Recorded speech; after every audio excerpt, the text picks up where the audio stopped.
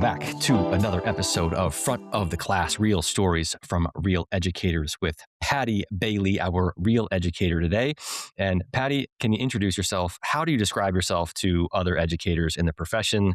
Maybe things like, what do you teach? Where? What grades? How long have you been doing this for? Fun facts, however you want to take that question. How do you introduce yourself to other educators, Paddy? Sure. I'm Paddy Bailey.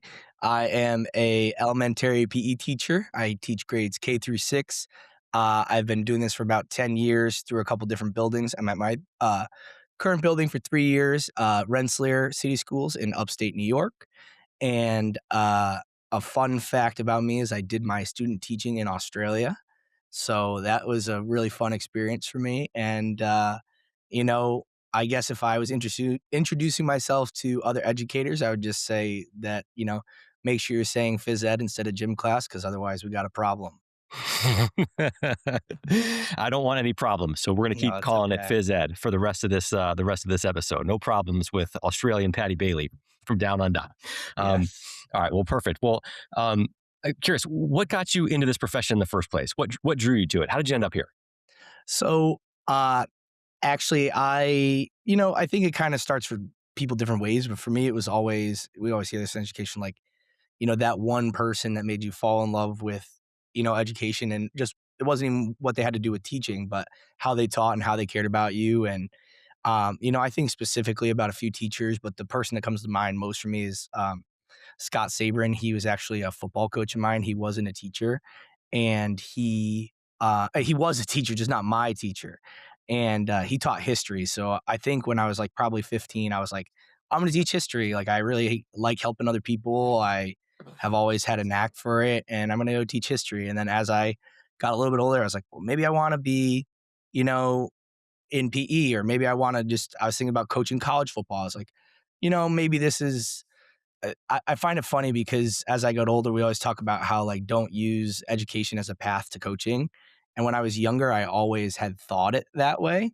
And as I got a little bit older, I was like, whoa, this is way different than, me coaching on a football field, and me teaching is way different. So I think that, those people along the way helped me get into education. And then once I had some amazing professors at SUNY Cortland. Shout out to any Red Dragons out there. So it's just an amazing place. And they taught me, what this profession can be. And just ever since then, I fell in love with being my own advocate. And I love what I do. Obviously, that's why we're here. But I think that PE has a special place because you can teach things outside of the classroom. You teach people how to be better people. Not only, I don't care if you're a good basketball player. I care if you're a good teammate. I care if you're a good person. I care how you treat others. And I think that in a gymnasium is somewhere that you don't get to see, or somewhere that you get to see those things that you don't in other places in the school building. And what can kids expect in your PE classes? Like, is there what do you do differently, or what do you do similarly that you've stolen from maybe other people? If I like that, I like that. So maybe what if anything? How would you describe what does a Paddy Bailey PE class look and feel like? How is it different? How do you put your unique stamp on it? So I think it starts with building relationships. And I think that starts day one. I think it starts anywhere. But I think that it starts with building relationships because if you want people to do things that they're a little bit uncomfortable with, they need to be able to trust you. So I think that me, earning students' trust and saying, hey, we're going to do something that you like, but you're going to also have to do things that you might be uncomfortable doing or might not love, because for the sake of it, I always have this saying. I say, like, every unit isn't going to be your favorite unit, but it might be somebody's favorite unit. We're wrapping up jump rope this week, and we had like 83, black belts, which, like, it's like the highest honor you can earn and stuff like that. All those kids obviously really love jump rope. And there's people that might not pick up on jump rope the whole unit, but they're going to still give the same effort if I build a relationship with them than other people. And I think what my unique stamp is that I have always, found a way to love things for how they develop students out, like we just talked about, outside of, the X's and O's, or outside of the athletics of a game. Like, yes, we're doing jump rope and learning how to jump, but what I'm really looking to see is, like, do you push yourself? Can you figure yourself out when you're tired? Can you work through your emotions if you fail? How do you handle success? How do you handle failure? And I think that teaching those things intentionally to kids, And we talk about those things a lot.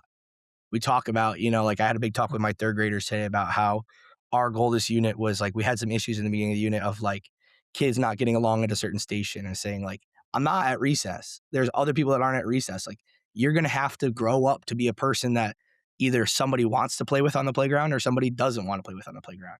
I can help teach you those things, but you have to do it. So I think, giving students ownership over not necessarily what we're doing, but how they handle themselves is a big staple of my classroom. And I'd love to hear some of the how, right? A lot of teachers probably like, yeah, I want to do that too, but sometimes the how can be really hard. And I'll give a dumb example, right? Like I got a little 3.5-year-old, and we just built his bunk bed.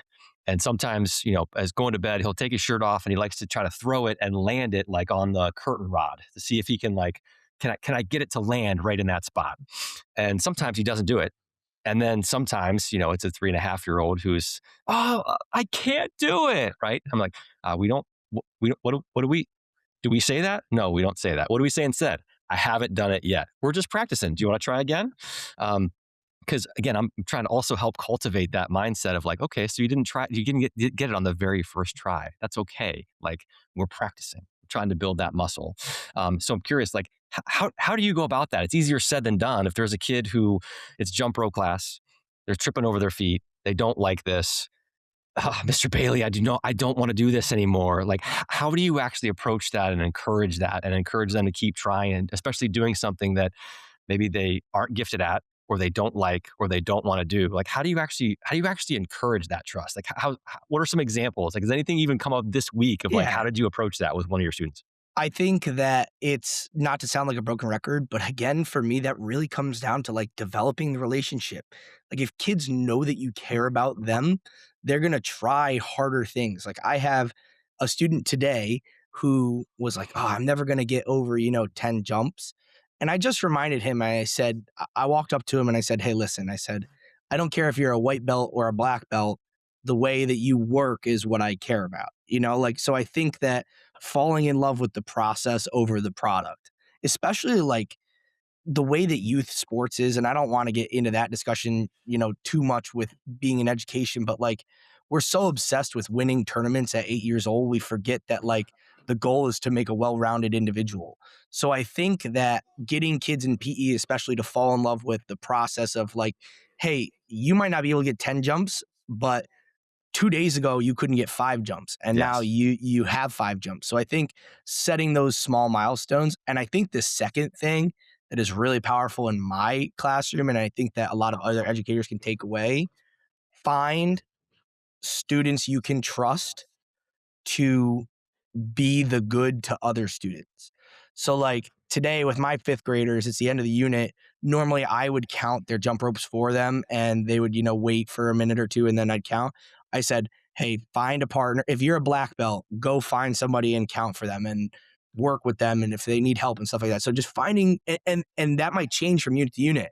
Somebody that's really good at basketball is going to help somebody that's bad at basketball. Somebody that's really good at gymnastics is going to, and I think that putting the leadership in students' hands sometimes and saying, hey, and even if they fail, like that's the hard part. And I get that.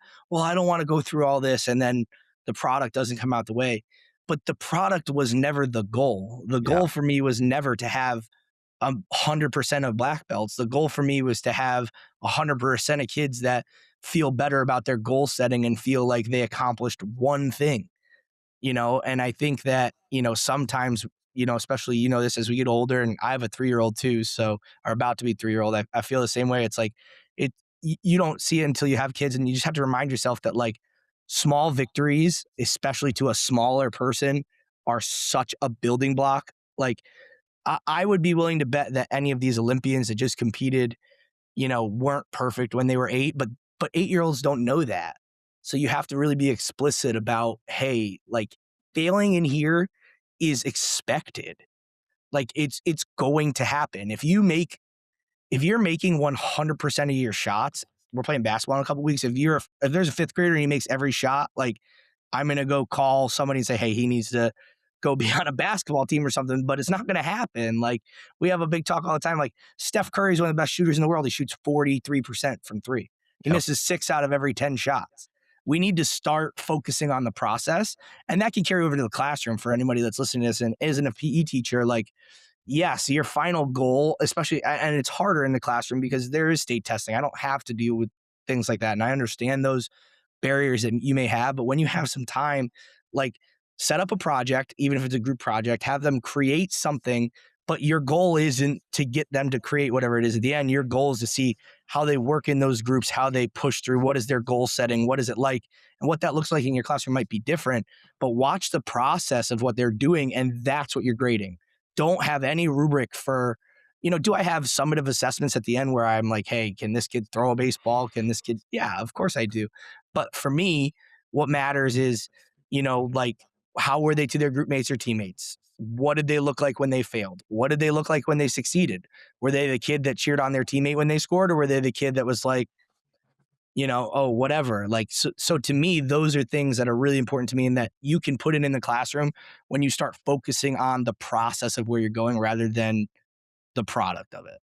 And you alluded to potentially some answers there to this question, but I do want to be very direct with this question because I think it applies not just to PE, but also to every class, right? In every class, a teacher is going to inherit students who might be great at that particular subject and who might not be great at that particular subject. You're going to have kids who love that subject. You're going to have kids who don't like it at all. And you're trying to go conduct a classroom where you want to encourage the kids who like it and love it and excel and don't hold them back. But you also are trying to bring up the level of the kids who maybe don't like it or aren't as skilled. And that can be a very tricky thing to balance. And so in your PE classes, like how do you go about kind of striking that balance? And again, you kind of alluded to maybe a couple things that maybe can help you there, but how do you structure your class in a way that everyone can kind of get what they're hoping to get out of it, which for some kids is, I want to go be elite and I want to go run around like a crazy person. And some kids might be like, I just want to try a couple things and maybe have some fun and I don't want to get made fun of, right? Like there's a very wide range of things that you're trying to account for. Like how do you go about doing that in a way that, you hope people are still trying and respecting the process and the kids are kind of getting what they want out of it, but you're still kind of elevating everybody along the way. Like how do you do that? Yeah. I mean, it's always a hard balance, and it's especially hard nowadays because you are trying to find ways to challenge the elite of the elite without, you know, marginalizing kids who might not be where they want to be or where they don't want to. They just Right. don't want to, you know? But at the end of the day, for me, I think that comes down to two big things. I think one, structuring my units so that those things exist in it is important to me. When we do basketball, I don't care if you're the best of the best or the worst of the worst, we're going to learn passing, dribbling, and shooting the first week. We're going to do it. Now, what that might look like in differentiation is at the end of class, when I say, hey, you can have 5 minutes to go shoot around, the harder kids, I'm going to say, hey, take deeper shots, take running shots, take moving shots, do things under control. And, kids who aren't necessarily there are going to do different things. But I think that structuring that into your lessons, I love stations. I know that's not, that's a big, I know we call it centers in the classroom teaching world, but for me, it's stations. We just got done with, like I was saying with jump rope, but like for gymnastics, for instance, we do 4 stations. We do rolling, we do like handstands, we do a vault station, and we do balance beam. Those can all be separated by skill in a class. When you go to rolling, if you're really good, I'll teach you how to do, we teach like back bends or walkovers or stuff like that.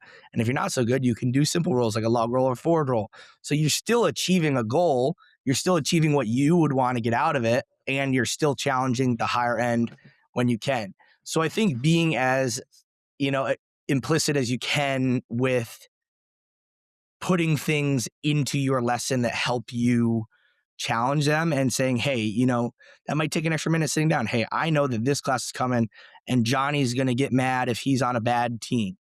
So I'm going to make a game that would be hey, the first team to, finish this wins and we restart. I might make it a continuous game in that class so that when Johnny's team wins, he can say, hey, I was first. But the team with Susie and Brandon on it who aren't that good can still work towards finishing the game. I think that in the PE world, what we have to be more cognizant about is like, this isn't 20 years ago. This isn't 30 years ago. And I grew up in that time, and I'm the most competitive person alive. I tell kids that all the time. If my daughter wanted to play me in chess tomorrow, I would kick her butt up and down the chessboard because that's the kind of person that I am. But when it comes to working with a teammate, or if someone says, hey, this is, how things are going to go, then I'm also going to tone it back and figure it out. So I think that we have to be so specific in the way that we teach kids and say, I think too many times we take that competitiveness and dull it down. But there's a time and place for the competitiveness. I'm going to give you your time to go play 2-on-2 with the two best boys at some point in this unit, but you have to give, again, the relationship, but you have to give me the time where you go and work with Susie on passing because you're a leader and you need to help when it's time to help. So kind of that, ebb and flow of like, I'm not going to give you 6 days of 5-on-5 basketball that's not appropriate at the elementary level, but I'm also not going to give you 6 days of we're going to stand around and dribble and like I do with the kindergartners. Like, so I think that when you develop that relationship, especially with older elementary kids, saying, if you just get through what we need to get through and you help be leaders, I can facilitate the high end and the low end for you. Yeah, that was perfect. And one more on that note, like some of those kids who are, maybe you're leaders in that particular year. How do you go about ensuring that they are uplifters of maybe some of the other kids in class? Because like, again, thinking back to old PE elementary day, right? Like it could very well be that some of those kids get frustrated by the kids who maybe aren't as good, aren't as fat, whatever it is, right? And that's not the culture that you're trying to create. So like, how do you go about maybe having that initial conversation where, again, like what you're trying to do is build trust, build the relationship, free them for that last 5 minutes where like, all right, we'll put the best four together. You got go nuts, right? We can't do that every day, but here's the deal, right? I need to see some of this from you. Can you share a little bit about like, how do you look an 8-year-old in the eye and have a conversation like that? I think that it's, you have to be, to use the model that I use, you have to be selective. And you can't, I hate to say, you can't be afraid to be wrong. And I don't mean that in a bad way. I mean, like, if I say that Johnny's going to help out and he's acting like an idiot, then I'm never going to ask him to help out again, or I'm going to ask somebody else. But I'm not going to be afraid to try that at first as a solution. But I also think what that comes down to is, developing the culture of what it means to be in your classroom or in your gymnasium or in your time. I actually have a good colleague. His name is Reese Meredith. He's on Twitter and a couple other things. He teaches overseas, and what he does is he actually has each class make their own class rules at the beginning of the year. So like he sits down at the beginning of the year with his phys ed classes and says, hey, these are going to be the rules. You're going to come up with them. I'll write them down, but every single one of you is going to come up and sign this at the end and acknowledge that this is what you want the gym to look like. And ever since I heard him say that, I was like, I haven't done it personally yet, but ever since I heard him say that, I'm like, wow, that's amazing. So I think that developing that, idea of what does your gymnasium look like? What should I feel like when I go to Coach Bailey's class? I think that even those highly competitive kids can say, well, I want to feel respected. I want to feel challenged. I want to feel important. I want to feel heard. And when you remind them that, hey, just because they're not as good as basketball as you doesn't mean that they don't want to be respected, challenged, heard and seen. And they say, oh, well, I guess you're right. And some kids get that. I'm not going to sit here and say I use every kid as a leader. I certainly don't. But I think that there is also merit to be had in people wanting to be a leader and help other people. Like, I think there's something that, a lot of kids, they want to feel helpful. They want to feel like they're doing something towards something. So if it's the unit that Johnny gives you problems during gymnastics because he doesn't like it, but he loves basketball, during basketball, I'm going to use him as my demonstration or as my example every time that I can because he gave me the effort in another unit. Now, if he was acting a fool and it comes to basketball, then I'm not going to reward him. So I think that, again, it's just letting kids know that they have ownership of how things go. I'm just there to facilitate how, what it should look like to them and to me. Yep, perfect. And at the start of new school years, especially if parents don't know what to expect with a Paddy Bailey PE class, how do you kind of set the tone with parents um, of what to expect in your class and make sure you're kind of on the same page up front? And then also, as you flash forward to the end of a year, like how do you kind of judge for yourself? Like, all right, did I live up to the standards I set? What do I want to do more of? Less of next year? How do I want this parent conversation to go next year when I've got my new class? So I guess this is kind of like front end and back end. Like, how do you kind of set those expectations up front also with parents? And then how do you kind of judge for yourself at the end of the year? Like, did I live up to them? How do I do? What do I want to do more of and less of next year? How do you approach both of those, the Yeah. front end and the back end for yourself? So I think the front end for me, I've been trying to, now that I'm kind of settled into my new building and everything like that, be more upfront with monthly newsletters, especially in the beginning of the year. Introductory letters, at the end of every month. It gets a little hectic during the winter time, but I try to keep up with them. And I think what I do, especially on the parent end, is, if there's an issue early in the year, I'm going to make the call. I'm not, and I'm going to make the good and the bad phone call.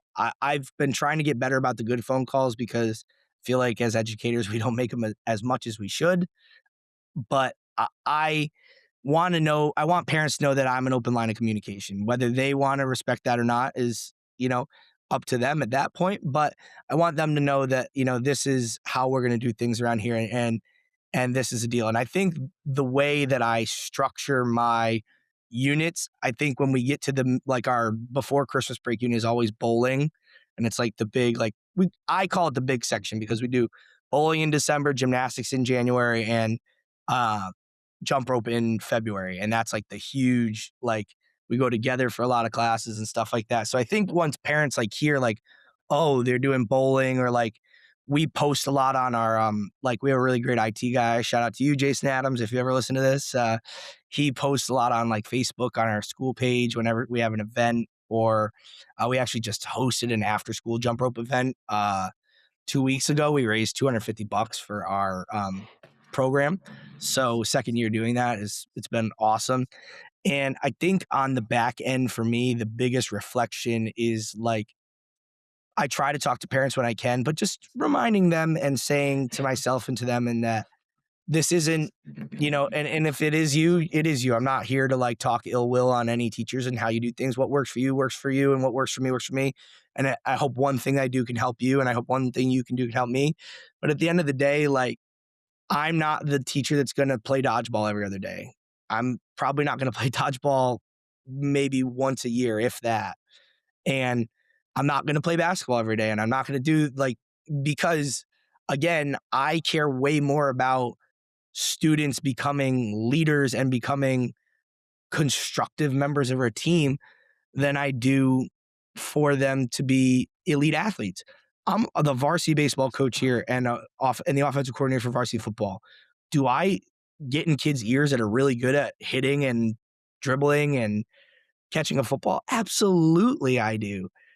But I'm not going to like them more than somebody else. I like some of the girls better that give effort than some of the boys that give me attitude. And there's some boys that give effort more than the girls give me attitude. For me, at the end of the year, I think the hardest part is there's so much good content. There's so much good things that you can do. And I struggle to fit all of them in. And we love jump rope. We have to do it for 3 weeks because of how much kids like it. I love that. But then that's another unit that I, might not be able to do here or there. And there's so much you want to do. At least that's how I feel as a phys ed teacher. But I see kids every other day.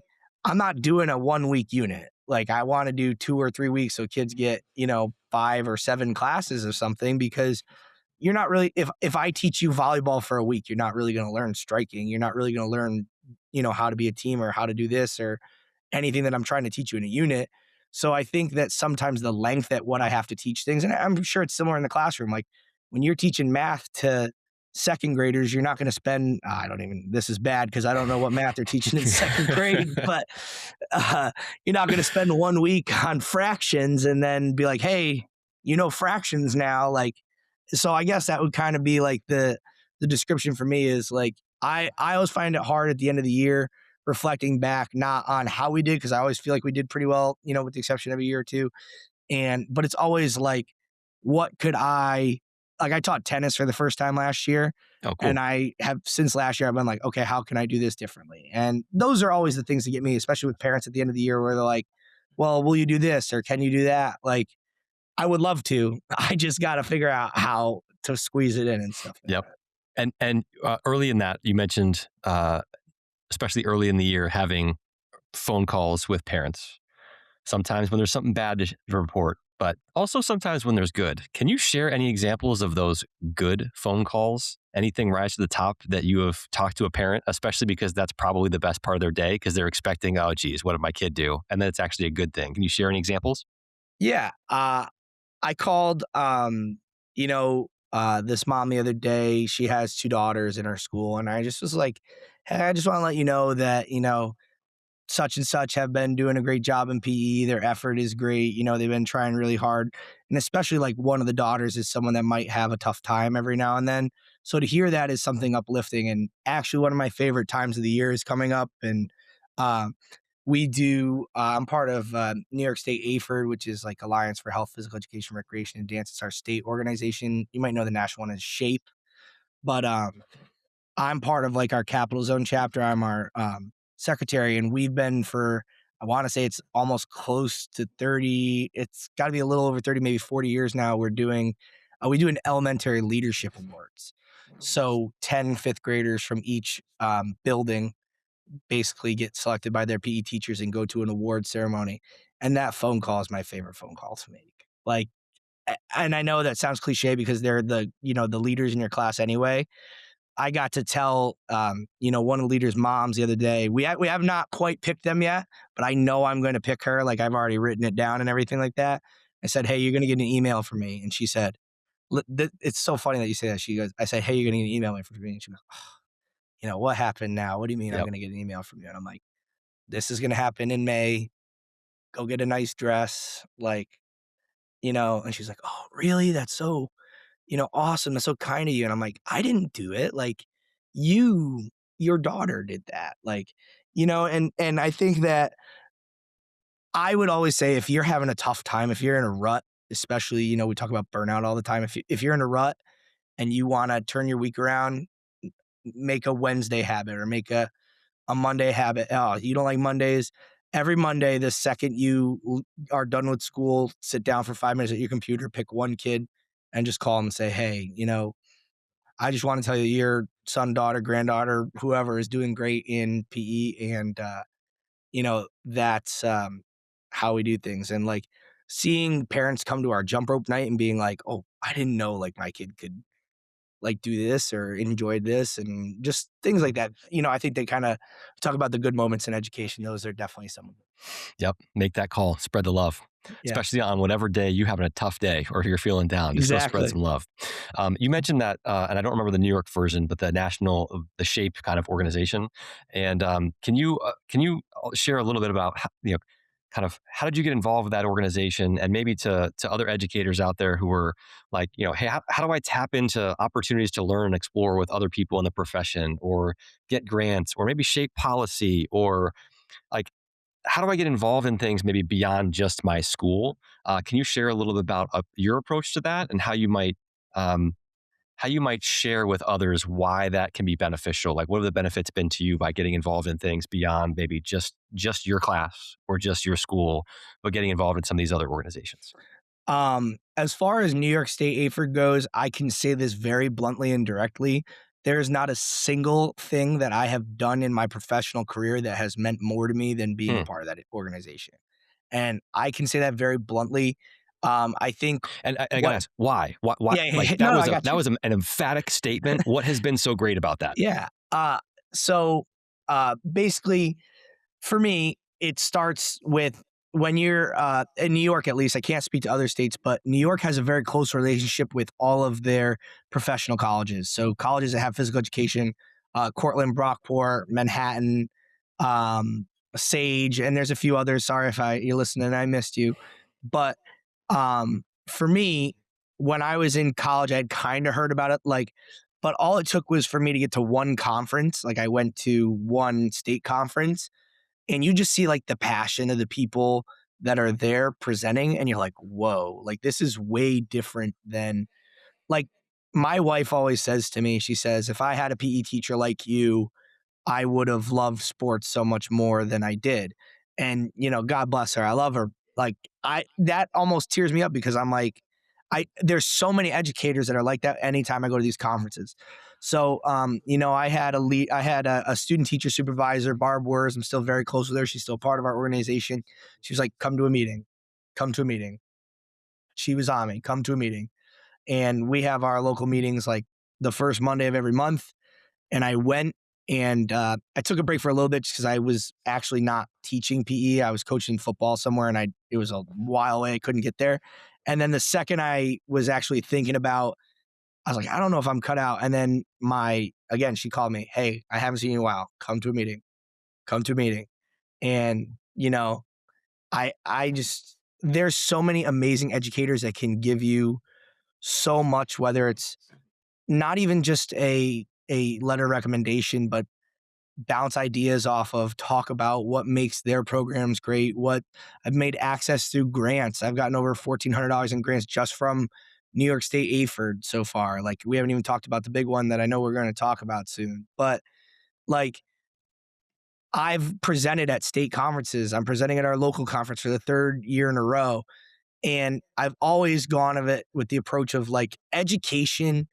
We do it, and it's been better with the development of social media now, this, podcasting and just Facebook groups or whatever. Like you, the biggest thing with social media is like, I'm not going to take everything, but I'm going to take something. So these conferences I go and I'm like, oh man, I could do this. I might not be able to do this. My students wouldn't be able to do that, but I can do this. So to me, the biggest reason is why is just because it has encapsulated everything that I believe down to my core that PE stands for in being an advocate and saying that this matters.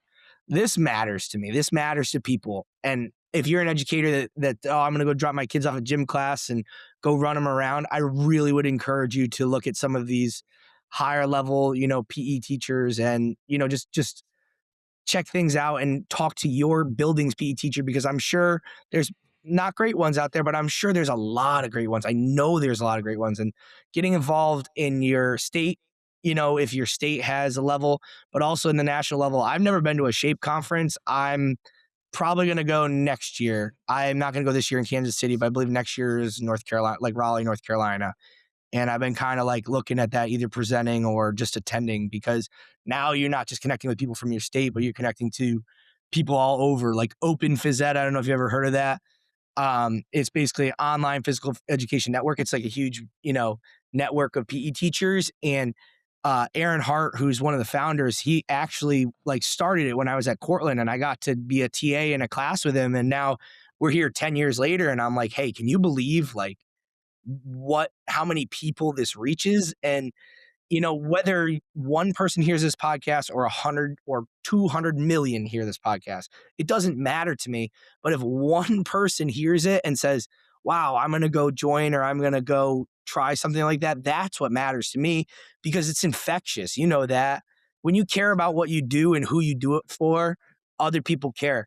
If I gave you a pitch about, like, it's like the Wolf of Wall Street where he's like, sell me this pen, sell me this pen. Like, and it's like, I don't care about the pen, but if you're going to talk about it like that way, then you have Yeah. me interested. So Yeah. that's how I've seen PE, is if I know that I love it, and if I talk about it like this, there's going to be people that I have people in my building already that are like, wow, I didn't know that I didn't know that PE could be that way, or I didn't know that, that could be taught like that, or you're going to do that with this. And when you're infectious, other people are going to be infectious. And that's what New York State AFERD and these professional organizations have given me, is just a continuous infection towards what I do and passion for what I do, and trying to spread that to other people. Yeah, that's beautiful. Thank you for sharing that.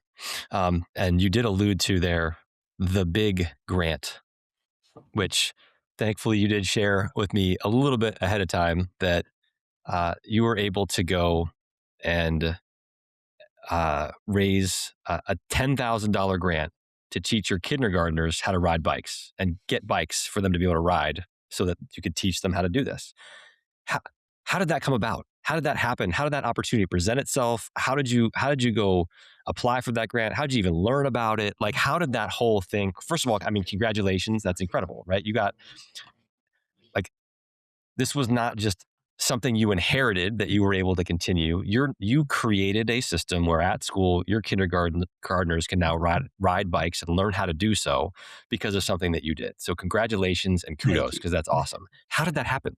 So I won't take 100% of the credit. It was the ball was rolling on it right before I got here.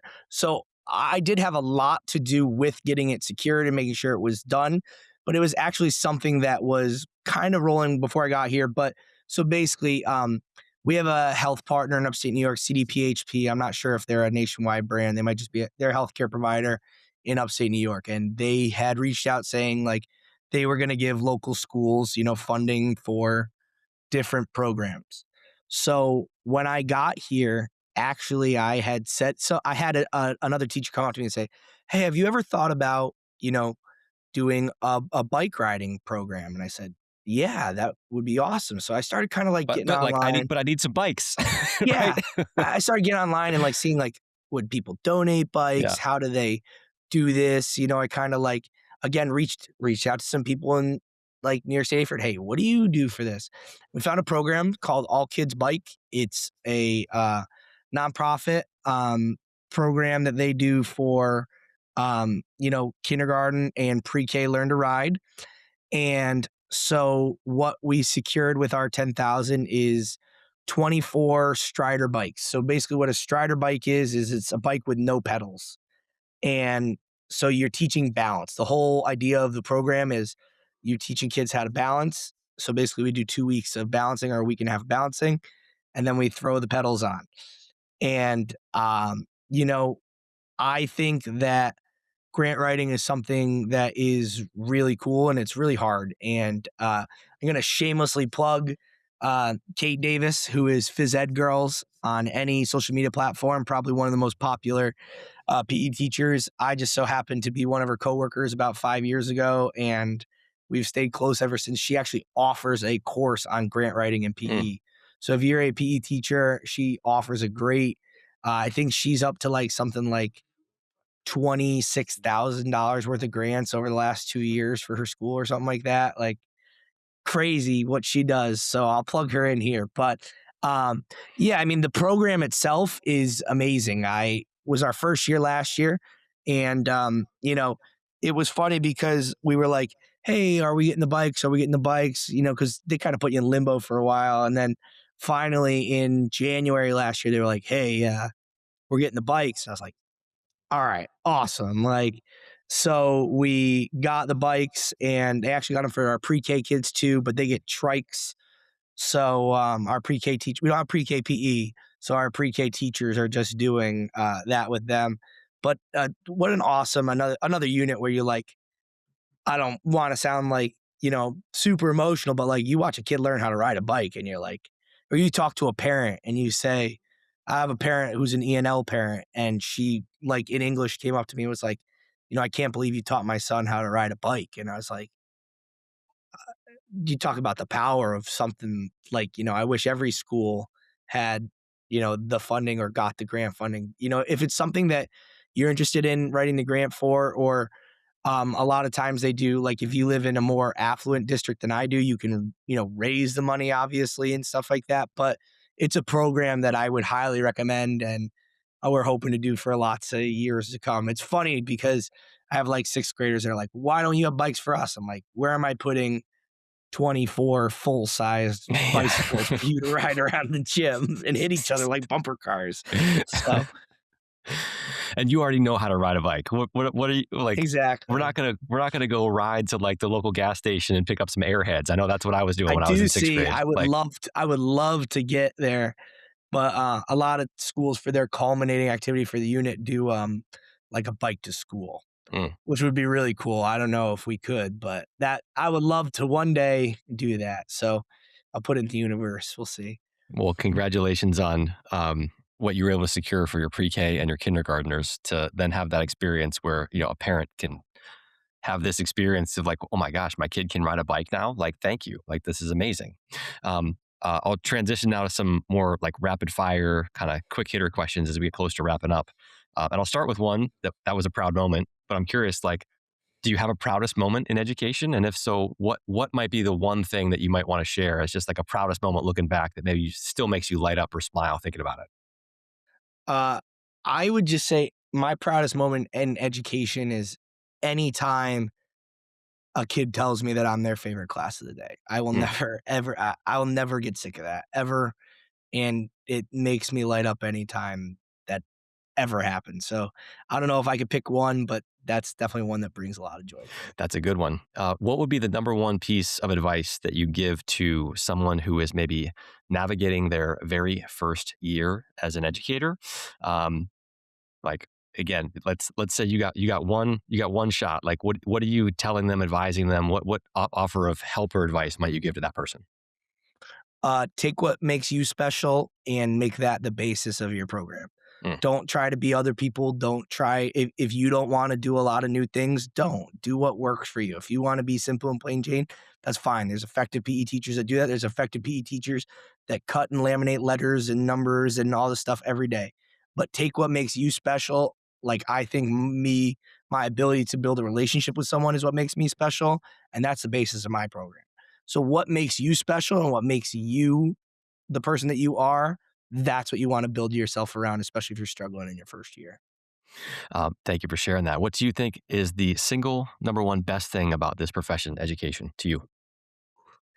Um, Getting to watch kids grow into like I was saying to like this sixth grade the other day, like I remember her in fourth grade now. She's about to leave and like it's bittersweet, but getting to see those small successes along the way and saying, wow, I can't believe, this happened as quickly as it does. And, you know, I think that's the best thing. And if I had to pick a quick second best, is anyone that comes back and says that you had an impact on them is an amazing experience, whether it's coaching or teaching. I have people reach out to me and say, thank you for whatever. And I don't need the thank yous, but just knowing that I was a part of somebody's experience in a positive way will always be something that I think is truly different than any other profession in the world. You're not going to go back and tell your accountant that they were a special, part of your life for filing your taxes for 10 years. Like maybe you do, but that's, I think, what separates education is the personable, aspect of it. And what is the single worst or hardest thing about this profession, or something that if you could point a magic wand and change it overnight, where would you point that wand? Public perception of what I honestly think this started as a joke. I think there should be jury duty for substitute teaching. That's like my hot take. Like, I think there should be jury duty for substitute teaching. I think a lot of parents or aged, parental aged adults would spend one day at a school and be like, okay, I get it. So that's a perfect lead into my next question, which is, for a parent, a person out there who has never walked a mile in your shoes, has never been a teacher or a substitute teacher, what would be the top one or two things that you wish you could convey, or if they had that substitute jury duty experience, what's one or two things that you would hope that they would walk away from that after having actually done that job for a day? I think the first thing that I hope they would walk away with is the amount of detail that goes into what we do of every moment of, like I think they think like, hey, we put out a plan and they do the plan and they leave. And I think they would see obviously that there's, kinks in the road or problems that come up and they'd have to handle them. And I think that's the first thing. I think the second thing that I hope they would walk away with is an appreciation for what you can do for somebody in a little amount of time.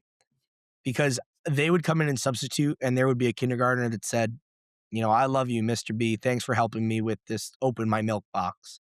And I think that that would change a lot of people's lives. Just to be like, you were 5 years old once. You did believe in the world the way that you used to when you were five. And I think that seeing the world through kids' lenses every day is something that keeps your perspective. And I think that if parents or, the public had to do that, it would definitely, turn some people's opinions around.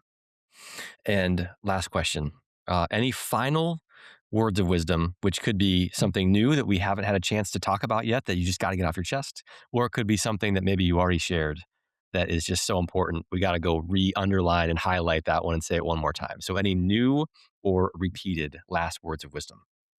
Um, I think my only word of wisdom is if you have a passion for something, go follow that passion. And that doesn't have to be education. It doesn't have to be anything specific, but like if you're gonna chase your dream, you better believe in it because you better bet that the person that loves my phys ed program the most is me because I have made it that way and I believe in what I do and I believe that what I do changes kids' lives. And if you don't believe that in education, A, it's not going to be as fun for you, and B, it's going to be hard to get through the tough times. I try to get through the tough times because I know that when I'm my biggest supporter, that things are amazing. And that's not to gloat or brag or anything like that. But I know that I can be an amazing educator when I'm the driving force. So if you are in education and you think you're a good educator and you believe in what you do, kids are going to follow you and you're going to follow you and your building will start to see how much you care. And I can't promise they'll follow you, but at least they'll respect you for it. So Well, Patty, thank you so much for sharing your infectious, in a good way, positive energy. Great real stories from a real educator. Patty, thank you so much for sharing your story. I appreciate you. thank you, Spencer, for having me on. Appreciate it.